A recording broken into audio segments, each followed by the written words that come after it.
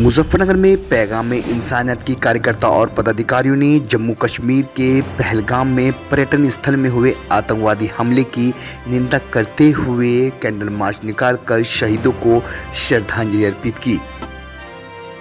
पैगाम इंसानियत ने जम्मू कश्मीर के पहलगाम में पर्यटन स्थल में हुए आतंकवादी हमले की निंदा करते हुए शहीदों को श्रद्धांजलि अर्पित की। शेख हाजी आसिफ राही ने कहा कि जम्मू कश्मीर के पहलगाम में पर्यटकों पर हुए कायराना आतंकी हमला बेहद शर्मनाक और निंदनीय है। निहत्थे मजलूमों को निशाना बनाना मानवता पर हमला है। इस दुख की घड़ी में पूरा देश एकजुट है।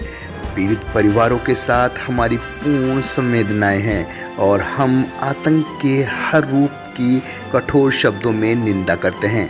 पैगाम इंसानियत के कार्यकर्ताओं ने आसिफ राही के साथ मिलकर एक कैंडल मार्च मीनाक्षी चौक तक पैदल चलकर दुख मन से नम आंखों के साथ हमले में शहीद लोगों को श्रद्धांजलि अर्पित की।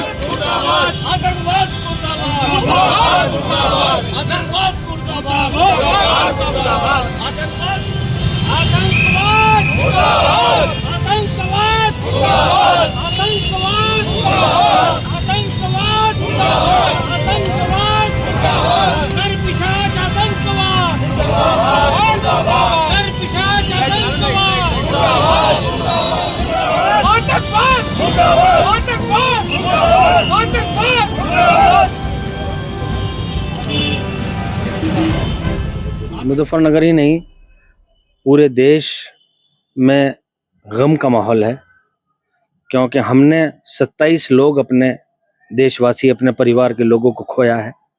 और अफसोस है कि ऐसी घटना में खोया है जिस घटना के घटित होने के बाद हर भारतवासी का शर्म से सर झुक गया है। ये ऐसी घटना है जो सोची समझी साजिश है और देश को तोड़ने वाली है, भाईचारे को खत्म करने वाली है।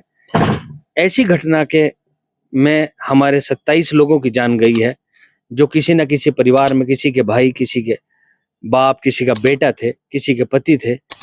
इसलिए हमने आज ये पैगाम इंसानियत के तत्वाधान में कैंडल मार्च निकाला है, उन लोगों को श्रद्धांजलि देने के लिए और आतंकवाद के विरोध में।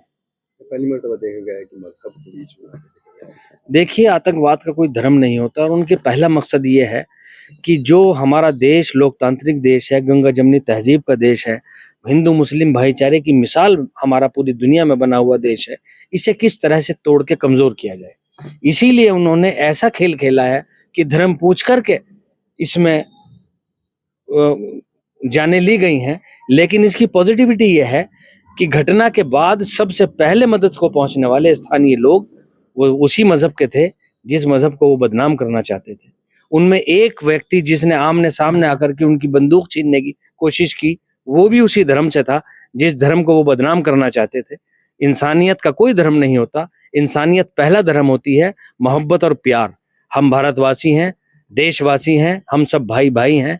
इन तरह की हरकतों से कभी हमारा देश नहीं टूटेगा और मेरी उम्मीद है, मुझे विश्वास है, ना ही हिंदू मुस्लिम भाईचारे में कभी फर्क पड़ेगा। किस तरह की सजा होनी चाहिए? ये सजा सरकार ऐसा निर्णय ले, क्योंकि जिन लोगों की जान गई है, मरने वाले और उनके परिवार न्याय के हकदार हैं और सरकार को तुरंत ऐसा निर्णय लेना चाहिए जिसे पूरी दुनिया देखे और आतंकवाद के विरोध में एक नजीर बने कि कल को कोई ऐसी हरकत करते हुए भी बाकायदा कम से कम हिंदुस्तान में तो सोचे। मेरा नाम गौहर सिद्दीकी है, मैं यहाँ सद्भावना मंच सेकुलर फ्रंट का कन्वीनर। देखिए, इस मुल्क की सबकी जिम्मेदारी है, जब मुल्क की बात आए, मुल्क के नागरिकों की बात आए और ऐसी बात आए कि जब पुरअमन माहौल को कुछ नापाक हरकतों की वजह से कमजोर करने की कोशिश की, उसे बिगाड़ने की कोशिश की जा रही है और मुल्क को कमजोर करने की कोशिश की जा रही है, तो सब मुल्क वासी सब लोग एक होकर कम से कम ऐसी कायराना हरकतों के खिलाफ, इन ऐसी दहशतगर्दी हमलों के खिलाफ एक होकर काम करना चाहिए। और हमने आज इसी के सिलसिले पर जो इस कायराना हमले में पहलगाम के कुछ हमारे भारतीय नागरिक, हमारे भाई जो इसमें हलाक हुए हैं, मारे गए हैं और जो लोग शदीद जख्मी हैं, जख्मियों के लिए मैंने दुआ के लिए कहा है और कम से कम ऐसी चीज़ों के लिए हमने कैंडल मार्च के ज़रिए एक एक संदेश देने की कोशिश करी इस देश में कि ये देश एक है, क्योंकि ऐसे हमले कहीं न कहीं हमारी साझी विरासतों को खतरा पैदा करते हैं।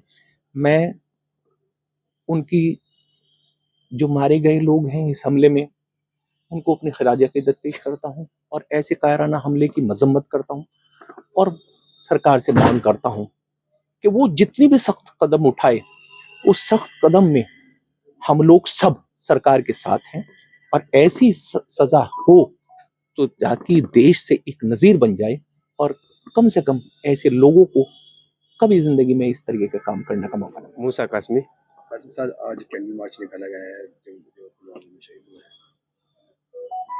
देखिए, सबसे पहले जो पहलगाम में जो ये घटना हुई है, ये पूरी इंसानियत के खिलाफ है।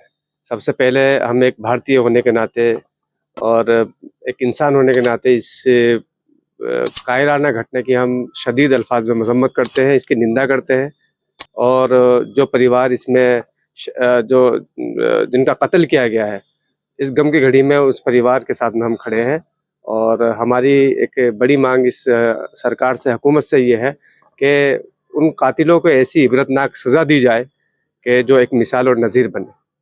अफसोसनाक बात है कि मजहब पूछकर गोली मारी गई है, हमला किया गया है। हाँ, ये मज़हब पूछकर जो मज़हब का एंगल इसके अंदर आया है, तो इसमें जो इस्लाम के साथ में इसको जोड़ा जा रहा है, तो सबसे पहले इसकी मजम्मत के साथ साथ में मैं बता देना चाहता हूँ कि इस्लाम के अंदर एक इंसान का कत्ल पूरी इंसानियत का कत्ल है।